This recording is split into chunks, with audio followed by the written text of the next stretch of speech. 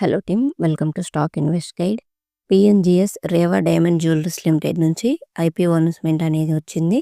ఈ వీడియోలో కంపెనీ గురించి, కంపెనీ యొక్క ఫైనాన్షియల్ డేటా, ఐపీఓ డీటెయిల్స్ అనేవి తెలుసుకుందాం.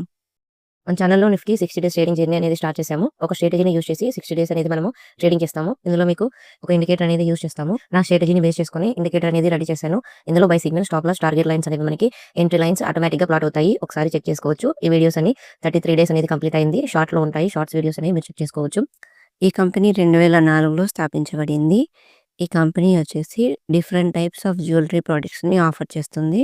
డైమండ్స్ మరియు ప్రీషియస్ అలాగే సెమీ ప్రీషియస్ స్టోన్స్ని యూస్ చేసి జ్యువెలరీ అనేది వీళ్ళు ఆఫర్ చేస్తారు. ఈ కంపెనీ యొక్క ప్రోడక్ట్స్ అనేవి రేవా బ్రాండ్ నేమ్తో ఆఫర్ చేస్తుంది.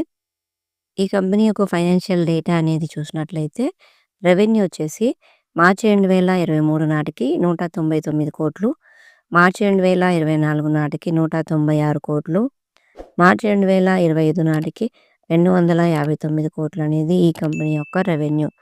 ఇక ప్రాఫిట్స్ అనేవి చూసినట్లయితే మార్చి 2023 నాటికి 51 కోటి, మార్చి 2024 నాటికి 42 కోట్లు, మార్చి 2025 నాటికి 59 కోట్లు అనేది ఈ కంపెనీ యొక్క ప్రాఫిట్స్.